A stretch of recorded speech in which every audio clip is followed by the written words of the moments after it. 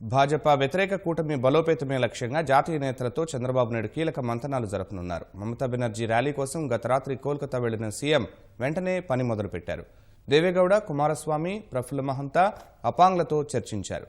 ఒకవైపు ఈ పని కొనసాగిస్తూనే తెలుగు రాష్ట్రాల ప్రత్యర్థులైన వైకాపా, తెరాస తీరును ఎండగట్టే లక్ష్యంతో ముందడుగు వేస్తున్నారు.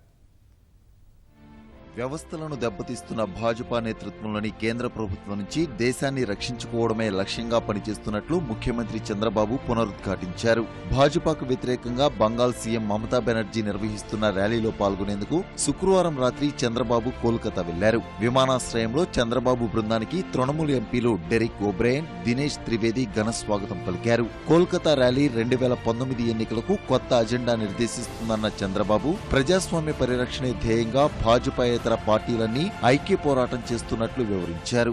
Madam Mamataji is organizing big rally.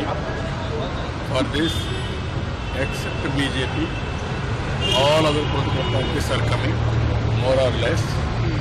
One or two parties may be neutral or they may have their own reservations.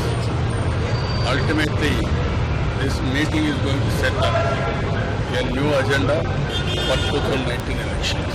If you compare Narendra Modi, every leader is very strong and forceful.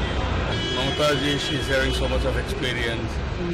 Even other leaders, those who are all there, everybody is well experienced. And also, people love them. We are all very, very keen to save this nation, save the country and save democracy. This NDA government has betrayed the nation. They have failed all fronts.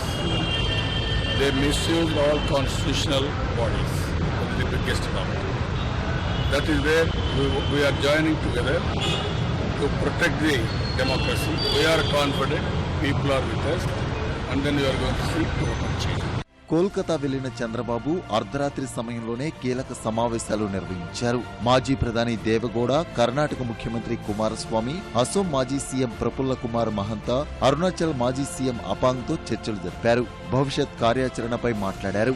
ఇవాల్టి rally తర్వాత జాతీయ స్థాయి నేతలందరితో జరిగే కీలక భేటీకి చంద్రబాబు నేతృత్వం వహించనున్నారు. కేంద్రం తీరుపై మరింత దూకుడుగా వెళ్లేలా చేపట్టాల్సిన కార్యక్రమాలపై ప్రధానంగా చర్చించనున్నారు. తర్వాతి సభ ఏపీలోనా లేక కర్ణాటకలోనా అన్నది ఈ భేటీలో స్పష్టత రానుంది. ఫిబ్రవరిలో అమరావతి వేదికగా చివరి ధర్మ పోరాట సభ నిర్వహించి కూటమి నాయకులందరినీ తీసుకురావాలని చంద్రబాబు యోచిస్తున్నారు.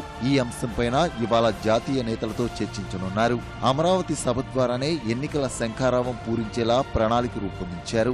అదే సమయంలో తెలుగు రాష్ట్రాల నుంచి ప్రాతినిధ్యం వహిస్తున్న వైకాపా, తెరాస, భాజపా అనుకూల పక్షాలనే విషయాన్ని మరింత గట్టిగా ప్రజల్లోకి తీసుకెళ్లడంపై చంద్రబాబు దృష్టి సారించారు. భాజపా ఇతర పార్టీలన్నీ కోల్కతాలో ర్యాలీ చేస్తుంటే వైకాపా, తెరాస దూరంగా ఉండడానికి మోదీ అనుకూలతే కారణమని అంటున్నారు.